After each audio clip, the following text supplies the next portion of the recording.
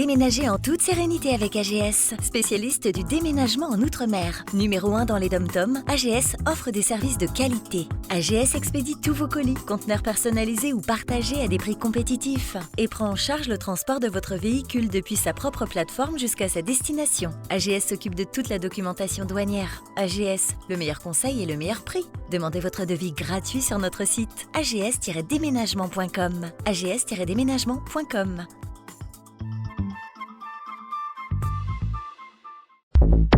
Guadeloupe, actualité.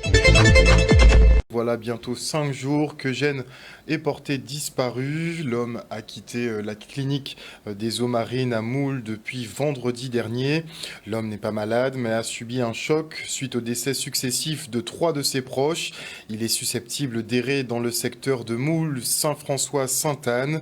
Il est mince, âgé de 60 ans et mesure 1,92 m. Il porte les cheveux courts et noirs. Au moment de sa disparition, il portait un haut kaki, un short gris et des sandales. Si vous l'apercevez, n'hésitez pas effectivement à contacter la gendarmerie.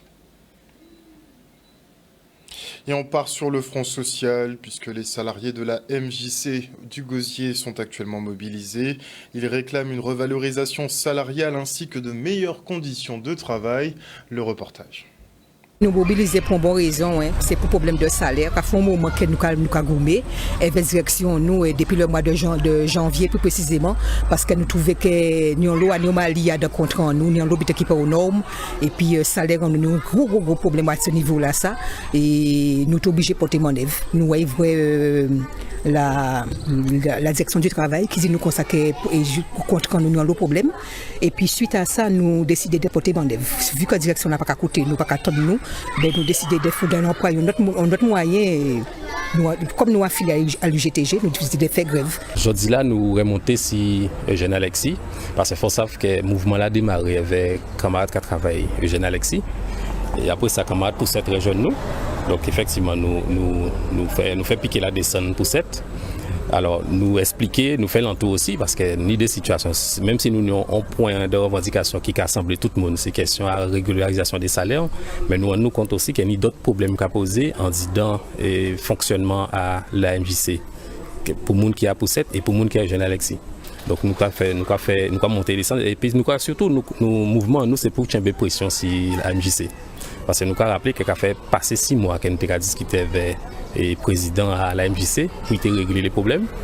Alors, pas ça si c'est la montre qui a joué, mais ça qui s'intéresse, c'est qu'il pète course là, parce que si on contrôle la montre là, il pète lui, parce qu'il pensait que comme le contrat c'est mon a fini, et que les gens étaient démoralisés, déstabilisés, qu'ils étaient abandonnés. Eh bien, justement, perspective à fin à contrat, qui a fait qu'ils ont mobilisé, ils ont occupé de cette monde-là pendant toute l'année scolaire là. Et tout le monde bien constaté que c'est à la fin à l'année scolaire là que les camarades mobilisés. C'est bien pour montrer qu'ils ont une volonté de faire travailler malgré les conditions que nous avons dénoncées. Nous, en négociation justement hier, nous parler, nous canter, et puis nous avons réponse, nous avons ça qui embête pas en faire. Ils affirment nous qu'ils fait les choses bouger, ils ont nos désespoir. Donc nous attendons. Nous bien comprendre que la situation là sont situation qui complexe au niveau de la MJC. Nous proposons hier soir mettre en place un comité de suivi à les accords que nous signés avec eux. Ça veut dire que même ces grèves là, nous mouvement nous qui prend chemin qui n'y a pas. Mais après le mouvement là, les salariés qui continuent dans le cadre de la commission là, ça continuer goumer pour faire vivre ça y raché dans le mouvement là ça. Face à l'insécurité grandissante à l'école Joseph-Théodore Faustin des Abîmes, la communauté scolaire tire la sonnette d'alarme.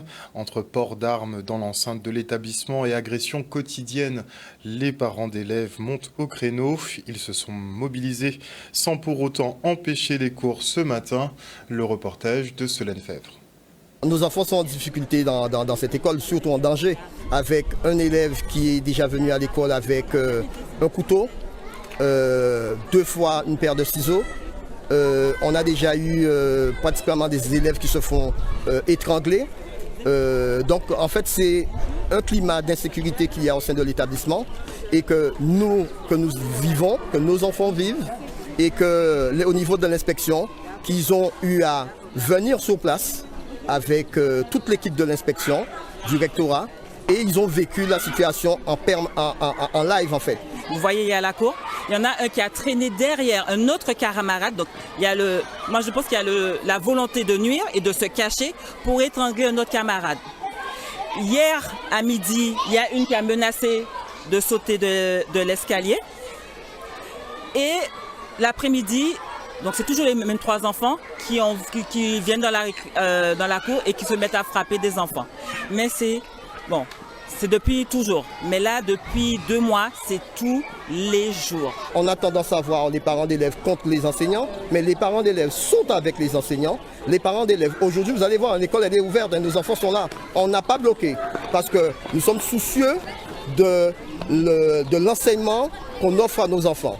On ne demande pas de bloquer, mais on demande de trouver des solutions pour nos enfants et pour les enfants qui posent problème au sein de l'établissement. On a déjà envoyé plusieurs courriers au rectorat.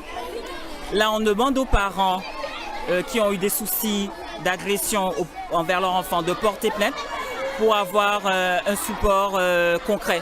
Parce qu'on a déjà eu beaucoup de réunions, beaucoup de protocoles mis en place par le rectorat et les inspections, mais rien n'est appliqué et ça ne change rien. Nous allons monopoliser cette école jusqu'à ce que les solutions concrètes soient trouvées. On le redit encore, nous avons nos enfants qui sont en danger. On a besoin que cette école-là puisse être dans un bien-être, dans un cadre de vie, quel que soit pour les enseignants ou quel que soit pour les enfants.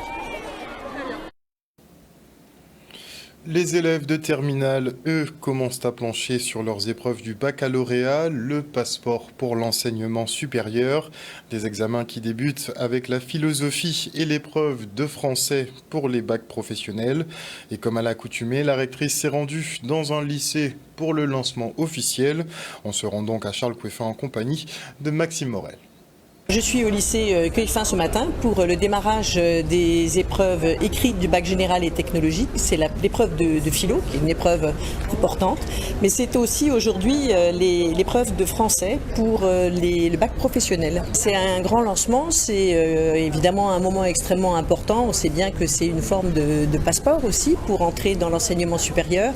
Donc évidemment, je souhaitais être aux côtés des élèves et des équipes pour ce moment important. Oui, tout est fin prêt, bien sûr, et encore une fois, les équipes se préparent depuis longtemps, les élèves aussi, parce qu'ils ont bien révisé. Ils ont aujourd'hui l'épreuve de philosophie et démarrent demain les épreuves de spécialité. Je souhaitais venir vous encourager pour le démarrage des épreuves du baccalauréat. Je sais que c'est toujours un moment de stress important, mais en même temps, c'est aussi, je crois, un rituel dans la vie de lycéen, et c'est aussi pour avoir votre passeport pour l'enseignement supérieur. C'est parti pour nos 330 élèves de la voie générale et technologique et nos 46 élèves de la voie professionnelle. Voilà, un vrai départ et puis une semaine bien pleine pour nos candidats. Tout était bien préparé, on y est depuis un petit moment, pas de faute ce matin pour le démarrage et c'est très bien pour les candidats. Bien, vous pouvez prendre les sujets, démarrer l'épreuve. Donc vous avez 4 heures devant vous et je vous souhaite belle réussite.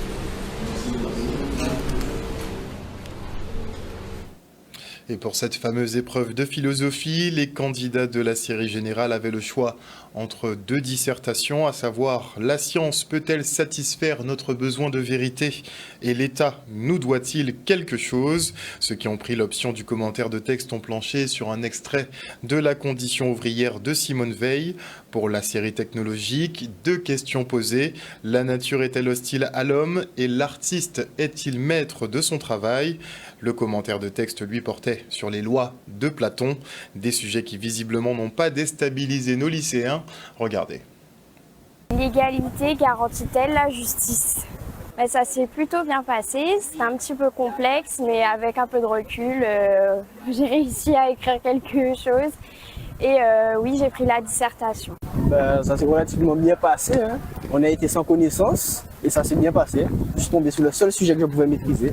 Moi, ça s'est relativement bien passé. J'ai à peu près maîtrisé mon sujet, donc j'espère avoir une bonne note. Et ça s'est très bien passé, c'est philosophie, il fallait faire réfléchir la tête. Donc ça, voilà. Et c'est un sujet que j'aime bien aussi, c'est une matière qui permet de travailler tes connaissances. Et justement, moi j'ai des connaissances, donc j'ai pu exploiter ces connaissances sur la feuille. Franchement, au début j'ai eu un peu peur, Mais comme j'ai révisé de fou hier soir comme une folle, j'ai réussi à tomber sur un sujet que j'aimais bien. Donc au final, ça s'est très bien passé. J'ai réussi à maîtriser mon stress. Donc je suis plutôt contente. Voilà. Ah oui, j'ai géré, mais regardez, les mêmes pas encore midi, j'ai géré, monsieur. Là, c'est attendre les résultats et voilà. Alors j'étais beaucoup stressée. Donc il m'a fallu un petit moment pour me poser. Et sinon, après, j'ai une bonne compréhension du sujet. Donc j'espère que ça s'est bien passé. On n'a pas stressé. Enfin, du moins pour moi, j'ai pas stressé. Et j'ai fait mon épreuve en 3 heures, donc ça va. Je suis au 4.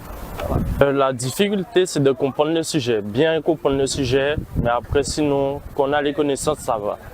Mais surtout pas faire de hors-sujet, justement, parce qu'au bac blanc, j'avais fait un hors-sujet, et c'était ça à ne pas reproduire aujourd'hui pour moi. Je pense que c'est de gérer son stress, en fait, parce que la plupart du temps, au vu de tout ce qu'on a réalisé, il y avait quand même 17 notions pour la philo. C'est 17 notions qu'on ne peut pas forcément revoir pendant toute l'année avec notre prof, donc en général, on va devoir se débrouiller pour faire un peu ça tout seul, quoi. Et généralement, du coup, on stresse, on pense faire des impasses et tout, mais si on devrait, normalement, tout le monde s'en sort bien, je pense. Et là, pour la suite, à partir de demain, dans Paris? Que pour demain. Que pour après-demain. Et on verra qu'est-ce que ça va nous réserver. Par contre, je ne suis pas très fort en maths, mais bon, on verra. On verra. Dieu est avec nous, donc on verra. En tout cas, courage à ces jeunes pour la suite. Et pour donner le goût de la lecture aux jeunes, justement, le département et la ville des Abîmes organisent la 10e édition de l'opération Partir en livre. Le reste en images. C'est la 10e édition de Partir en livre et c'est vrai que c'est une opération qui part de l'Hexagone avec une déclinaison, une adaptation en Guadeloupe et vraiment des spécificités des actions qui sont encore plus novatrices, telles que la délocalisation des ateliers d'écriture, mais surtout aussi l'appropriation de lieux impromptus. Donc là, cette année, ça tombe bien avec l'appropriation de stades, de lieux sportifs pour la thématique sport et jeux. Et c'est vrai que c'est important pour nous de pouvoir rassembler les enfants, les jeunes, mais aussi les familles à travers la lecture, à travers le livre, à travers les écritures, les jeux en temps longtemps, les contes. Et c'est vrai que pour cette 10e édition, on en parlait tout à l'heure avec la directrice, il y a cette satisfaction de chaque année, crescendo, on fait des opérations plus belles, de plus belle en plus belle. Très important puisque ça permet de sensibiliser encore davantage les jeunes, le jeune public, puisque c'est principalement la fête du livre jeunesse et des publics jeunes.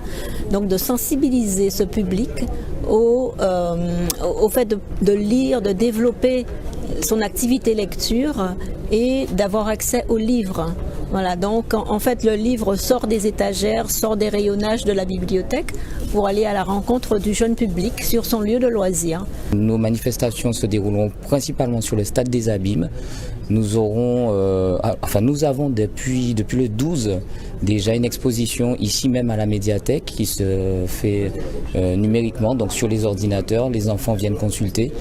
Et le 20, jeudi 20, nous aurons sur le stade le matin des manifestations réservées aux scolaires, donc concours d'éloquence, pas mal de choses.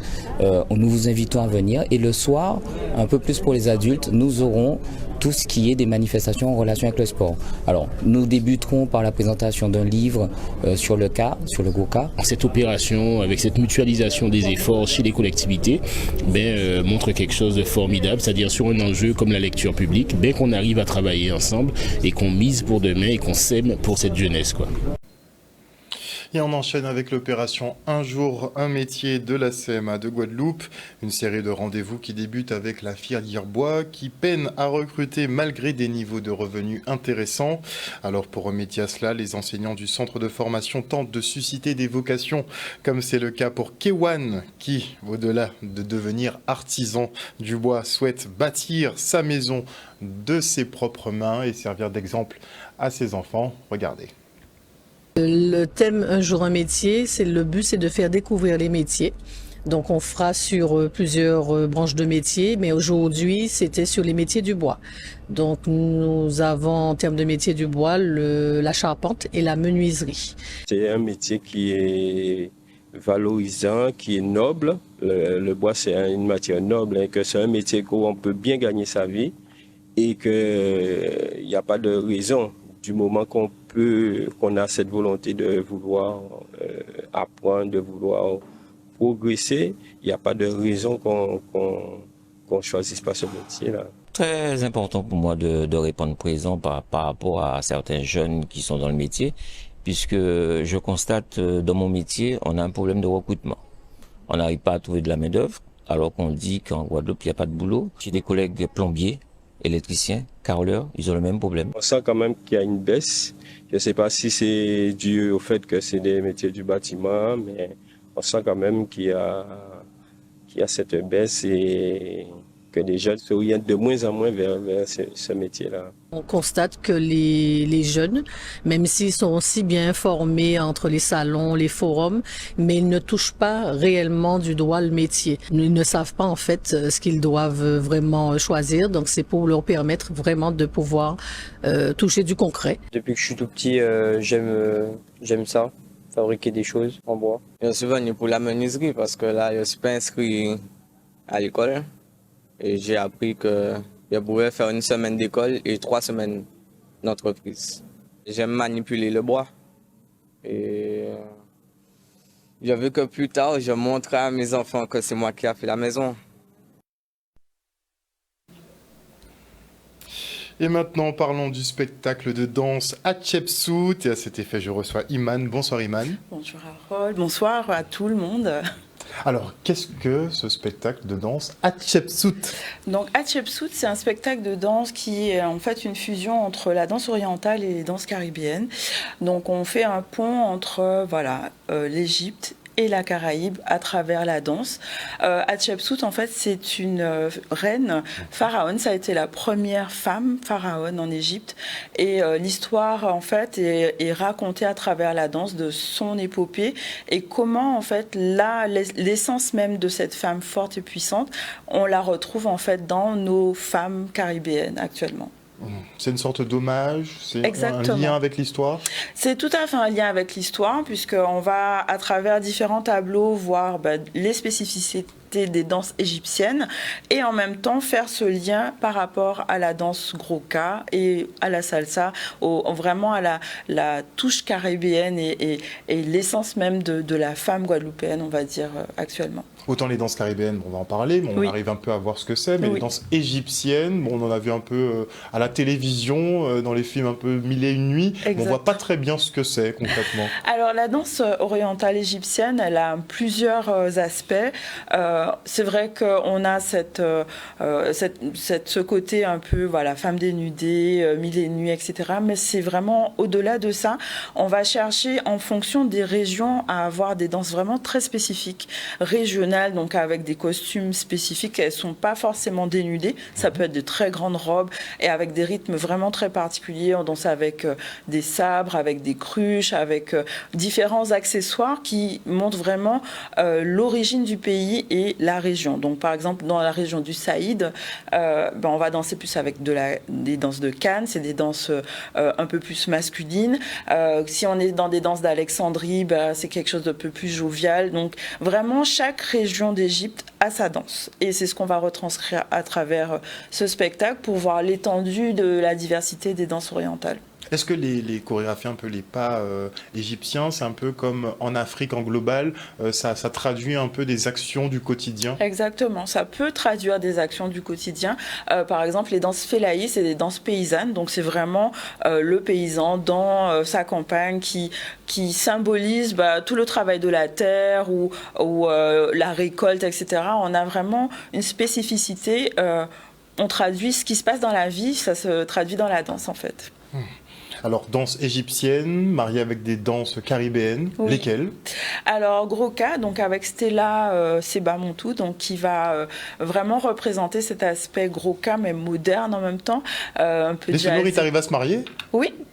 Voilà, ce sera l'occasion de venir voir parce qu'on va avoir une musique vraiment très spécifique qui a été créée pour le spectacle avec cette passerelle qu'on essaie de faire puisque en fait, l'Égypte c'est en Afrique, tout le monde dit on vient d'Afrique, etc. Mais voilà, on peut trouver ces ponts-là à travers la danse, c'est ce qu'on a essayé de faire pour ce spectacle. Parce qu'on a une grosse méconnaissance sur l'Afrique, ça il faut reconnaître. Exactement, tout à fait. Alors, où et quand pour ce fameux spectacle Hatshepsut? Donc Hatshepsut, c'est samedi, donc 22, au Memorial Act. Donc à partir de 20h, la billetterie est déjà en ligne. Et je conseille tout le monde d'acheter à l'avance les tickets parce que ça part vite. Ce sera au Mémorial ? Mémorial Act. Super. Voilà. Merci encore, Iman. Merci beaucoup. ONews Radio, toute l'actualité nationale et des Outre-mer.